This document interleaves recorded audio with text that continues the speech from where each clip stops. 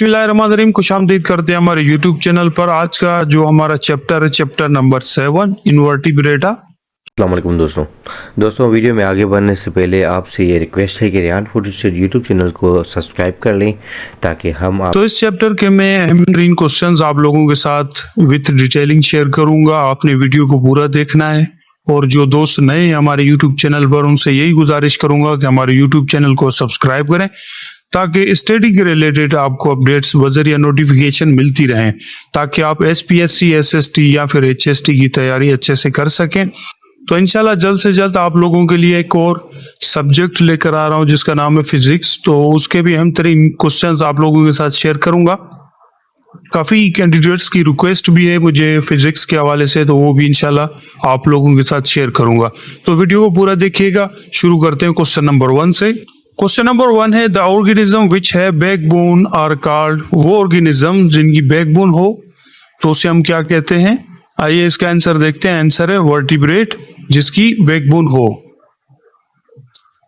तो ये एग्जांपल के थ्रू आप तस्वीर देख सकते हैं यहाँ पर।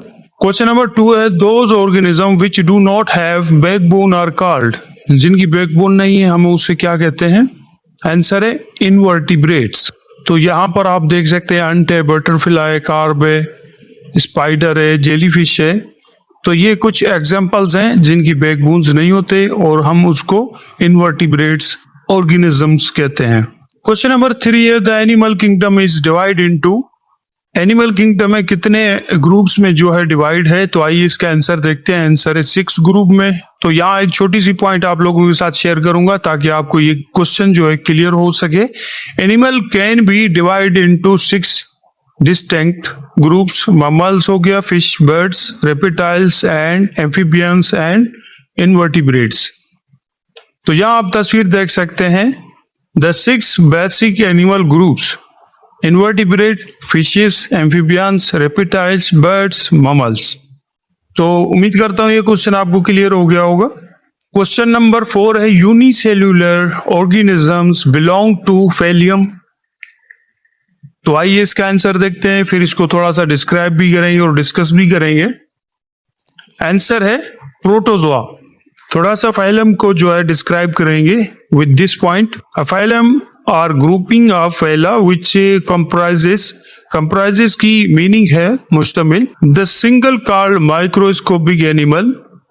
फैला जो है ग्रुपिंग है फैला का, फाइलम जो है ग्रुपिंग है फैला का, विच कंप्राइजेस जो कि मुश्तमिल होते हैं सिंगल कॉल्ड माइक्रोस्कोपिक एनिमल पर, विच इंक्लूड वो कौन से हैं? एमोबा है, फ्लैजिलेट्स है, ciliates, sporozoans and many other form. They are now usually treated as number of phyla belonging to the kingdom Protista. तो इस वीडियो में एमोबा की, फ्लैजिलेट्स और सेलिएट्स की हम बात करेंगे और मैं आप लोगों को विद पिक्चर आप लोगों को दिखाऊंगा ताकि आपको इसका कॉन्सेप्ट जो है वो क्लियर हो जाए। तो फर्स्ट तस्वीर जो है एमोबा की है, सेकंड है फ्लैजिलेट। तो इसको थोड़ा सा डिस्क्राइब करेंगे। फ्लैजिलेट्स क्या है? A flagellate is a cell और ऑर्गेनिज्म। ये सेल भी है, ऑर्गेनिज्म भी है। Which one are more whip like appendages called flagella. तो वाइप लाइक यहाँ पर जैसा कि कैदियों को कोड़ा मारा जाता है, जैसा कि आपने सुना होगा कि 100 कोड़े, तो ये है वाइप। तो वाइप उसको कहते हैं कोड़ों को। तो इसकी कोड़े की जैसी शेप है फ्लैजिलेट्स की। The word flagellate also describe as a particular construction characteristic of many prokaryote and eukaryote and their means of motions। यानी कि मीन्स मोशन है। आप फ्लैजिलेट्स की कहाँ भी क्वेश्चंस आए तो आपसे पूछा जाए वो कौन सा ऑर्गेनिज्म है छोटा सा जो कि मोशन में रहता है, वो फ्लैजिलेट्स ही है। तो इनका काम है मोशन करना। जैसे कि प्रीवियस क्वेश्चन में मैंने आप लोगों को क्लेमेडोमोनस का एक तस्वीर दिखाई थी, तो उसमें फ्लैजिलम था, तो वो लोकोमोशन करता है इसके थ्रू। तो आप विद तस्वीर देख सकते हैं इसमें, जो कि मैंने आप लोगों को फ्लैजिलेट्स की तस्वीर दिखाई। ये एक नहीं ज्यादा होते हैं। अब मैं आप लोगों को दिखाने जा रहा हूं प्रोजोन्स। तो ये उसकी तस्वीर है, थोड़ा समझेंगे with this point. An example of sporozoan is Plasmodium falciparum, which is known to cause malaria। Plasmodium जो है वो अमूमन आप सर्च करेंगे कि मलेरिया का खास क्या है, तो वो प्लाज्मोडियम है, जो कि मैं नेक्स्ट क्वेश्चन में आप लोगों को समझाऊंगा। सेप्रोजोन जो है वो प्लाज्मोडियम ही है, ठीक है। आपने इस पॉइंट से देखा, एन एग्जाम्पल मैंने आप लोगों के साथ शेयर किया। अब बात करेंगे प्रोटोजोआ की। Protozoa are one celled animal found world wide in most habitats. Protozoa जो है वन सेल्ड एनिमल है जो कि हमें मिलता है वर्ल्ड वाइड मोस्ट हैबिटेट्स में। तो उम्मीद करता हूं ये क्वेश्चन आपको क्लियर हो गया होगा। बढ़ते हैं नेक्स्ट क्वेश्चन की जानिब। अस्सलाम वालेकुम दोस्तों वीडियो में आगे बढ़ने से पहले आपसे ये रिक्वेस्ट है कि Rehan food study YouTube channel को सब्सक्राइब कर लें ताकि हम आपके लिए ऐसे ही वीडियोस और बनाते रहें और आपके लिए जेन्युइन इन्फॉर्मेशन जॉब रिलेटेड लाते रहें। आपकी सपोर्ट से इंशाअल्लाह हम ऐसे ही वीडियो बनाते रहेंगे और आपके साथ कनेक्ट रहेंगे। अभी भी ये 600 बता रहा है, अभी तो 900 से ऊपर हो चुका है माशाल्लाह से सब्सक्राइबर। हमें 10,000 से भी ज़्यादा होना है, हमारी मंजिल आगे है। हम आपकी सपोर्ट के बगैर आगे नहीं जा सकते, ठीक है। तो आप अभी बगैर टाइम ज़ाया करें, अभी सब्सक्राइब का बटन दबा दें। क्वेश्चन नंबर 5 है multi cellular animal are called. तो आइए इसका आंसर देखते हैं। आंसर है मेटाजोआ। तो ये बायोलॉजी की लैंग्वेज है। मल्टी सेल्यूलर को मेटाजोआ कहते हैं बायोलॉजी में। तो आपने मल्टी सेल्यूलर की जो डेफिनेशन पढ़ी होगी, मोर देन वन सेल, जिनके एक से ज्यादा सेल्स हों उसे हम मल्टी सेल्यूलर कहते हैं। ये अब आ गया है 9th और 10th में। तो मेटाजोआ कहते हैं multi cellular animals are called. तो ये इसका आंसर है। अब यहाँ पर थोड़ा और डिस्क्राइब करेंगे इसको with this point. Metazoans are animal are eukaryotic multicellular organism. They belong to the kingdom Animalia. ये यूकैरियोटिक मल्टीसेल्युलर ऑर्गेनिज्म है और ये बिलोंग करता है किंगडम एनामालिया से। तो यहाँ पर अदर एक सवाल भी आता है, मेटाजोआ क्या है? तो यहाँ पर मैं आप लोगों को बता ही देता हूँ, अगर इस तरीके कार से कोई सवाल आता है, what is metazoa and protozoa. अब यहाँ पर बात करेंगे मेटाजोआ की। Metazoa is a group of multicellular animals. ये ग्रुप है मल्टीसेल्युलर एनिमल्स का। The two main type of metazoans are vertebrate and invertebrates. जैसे कि प्रीवियस क्वेश्चन में आप लोगों ने देखा, प्रोटोजोआ जो है वो यूनिसेल्युलर यूकैरियोट्स है और ये free living in the environment है, or parasitic on plant or animals. अब दोनों का आपने डिफरेंस देख लिया, प्रोटोजोआ का और मेटाजोआ का। तो बढ़ते हैं नेक्स्ट क्वेश्चन की जानिब। अगर आप लोगों को ये सवाल समझ नहीं आया तो मैं आप लोगों को इसकी डिटेल्स दे दूंगा। आप मुझसे कमेंट में राब्ता करें तो मैं आपको रिप्लाई कर दूंगा इसका। उम्मीद करता हूँ ये क्वेश्चन आपको समझ आ गया होगा। बढ़ते हैं नेक्स्ट क्वेश्चन की जानिब। क्वेश्चन नंबर 6 है the external hard protective covering in many organism is called. तो यहाँ पर एक्सटर्नल हार्ड प्रोटेक्टिव कवरिंग जो होती है एनिमल्स के ऊपर या ऑर्गेनिजम्स के ऊपर, उसे हम क्या कहते हैं?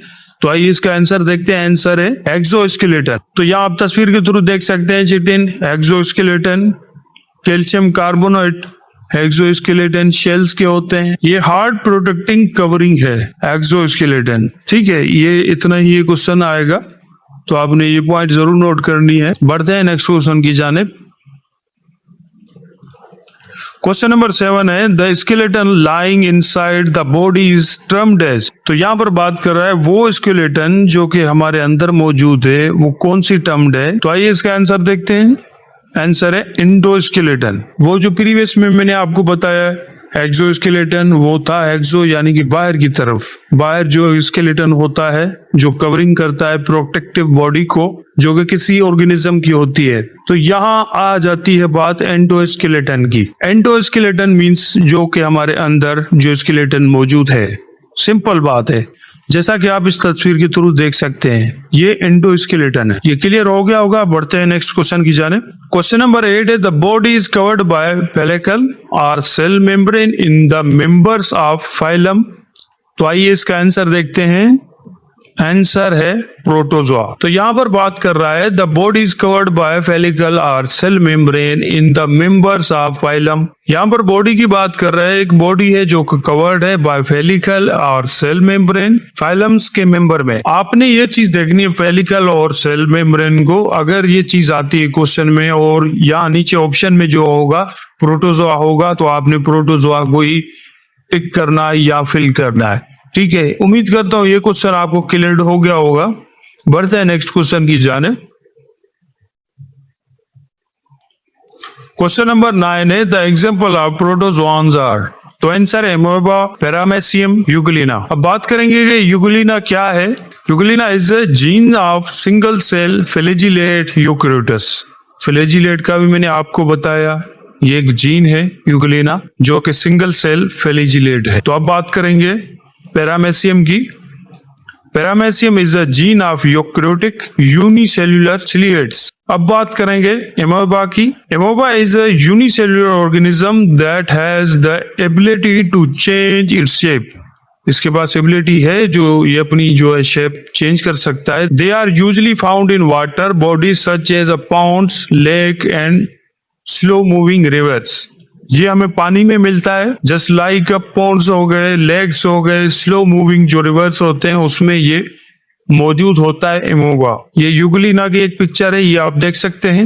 ये एमोबा की तस्वीर है और ये पिक्चर जो है पैरामेसियम की है। तो ये तीनों शेप्स आपने देख ली। उम्मीद करता हूँ ये क्वेश्चन आपको क्लियर हो गया होगा। और ये क्वेश्चन था the example of protozoans are amoeba, paramecium, euglena. ये एग्जाम्पल्स हैं प्रोटोजोन्स की। क्वेश्चन नंबर 10 है डिसेंट्री इज काज्ड बाय। तो आइए इसका आंसर देखते हैं। आंसर है एंटामोबिया। थोड़ा इस सवाल को और डिस्क्राइब करेंगे तो इसकी काजिंग क्या है। तो आइए देखते हैं इस पॉइंट को। Dysentery is a gastrointestinal disease. It's causes include bacterial और पैरासाइटिक इन्फेक्शन। डिसेंट्री जो है गैस्ट्रोइंटेस्टिनल डिजीज है, तो इसके काजेस की बात कर रहे हैं इंक्लूड बैक्टीरियल और पैरासाइटिक इन्फेक्शंस। तो यहाँ हम बात करेंगे एमेबाइसिस की। Amoebiasis is an intestinal illness that's typically transmitted when someone eat or drink. Amoebiasis जो है intestinal एक इलनेस है। ये ट्रांसमिटेड कैसे होती है? जब कोई खाना खाए या कुछ पिए। तो यहाँ एक और पॉइंट मौजूद है एमेबाइसिस की। Amoebiasis is a disease caused by the parasite Entomobia. It can affect anyone, although it is more common in people who live in tropical areas with poor sanitary conditions. जैसा कि आपके वॉशरूम्स वगैरह और गंदी जगह जो होती हैं वो, तो उसके थ्रू जो है ये डिजीज फैलती है। तो प्रीवियस क्वेश्चन में पैरासाइट की मैंने आपको एक डेफिनेशन भी बताई थी कि वो फ्री लिविंग है। तो यहाँ पर हमारे एनवायरनमेंट में ये जो पैरासाइट्स हैं वो छोटे छोटे हमें नजर नहीं आते हैं, तो वो फ्री लिविंग होते हैं, हमारे हाथों में भी आ जाते हैं, हमें नहीं पता चलता। तो यहाँ हमने बात की थी डिसेंट्री इज काज्ड बाय एंटामोबिया। तो यहाँ बात आ गई एंटामोबिया हिस्टोलिटिका। तो ये जो है इफेक्ट हर किसी को कर सकता है। तो उम्मीद करता हूँ इस पॉइंट से जो है ये क्वेश्चन आप लोगों को समझ आ गया होगा। तो बढ़ते हैं नेक्स्ट क्वेश्चन की जानिब।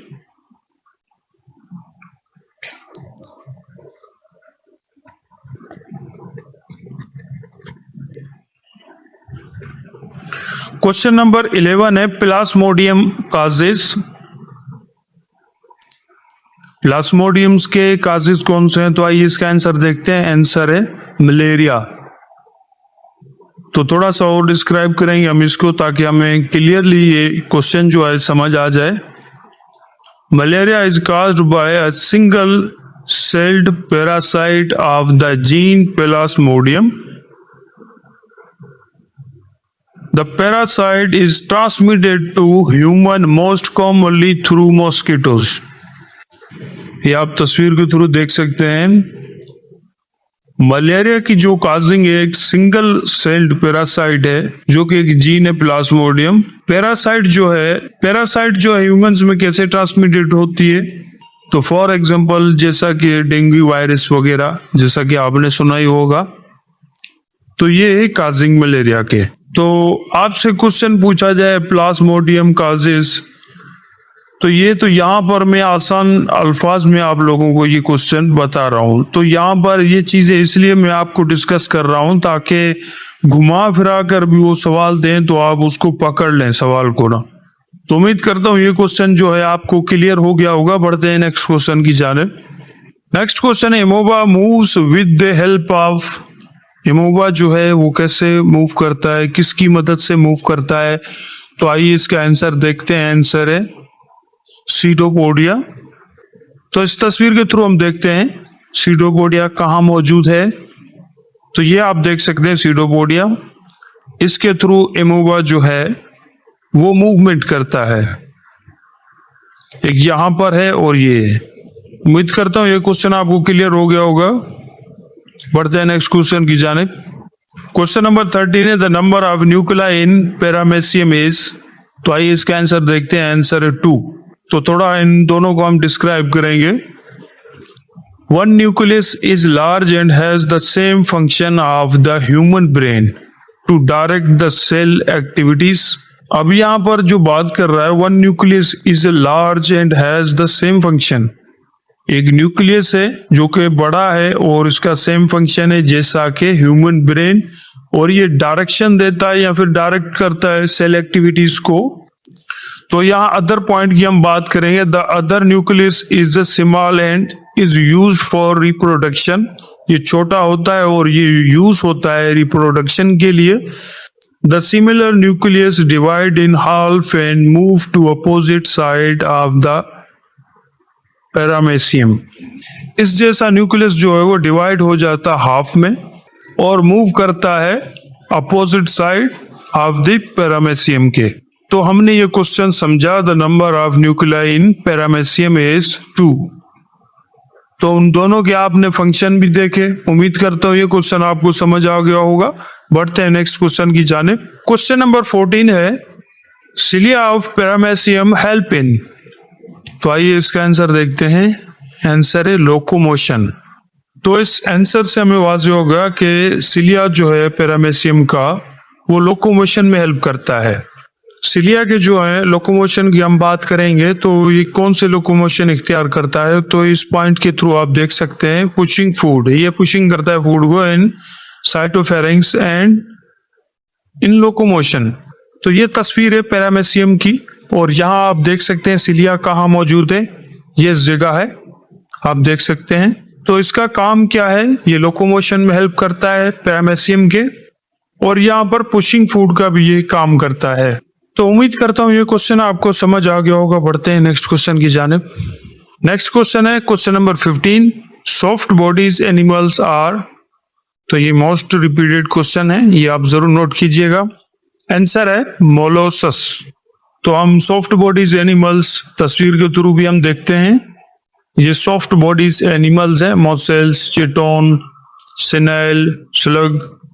तो ये कुछ एग्जांपल्स हैं सॉफ्ट बॉडीज एनिमल्स के। उम्मीद करता हूँ ये क्वेश्चन आपको समझ आ गया होगा। बढ़ते हैं नेक्स्ट क्वेश्चन की जानिब।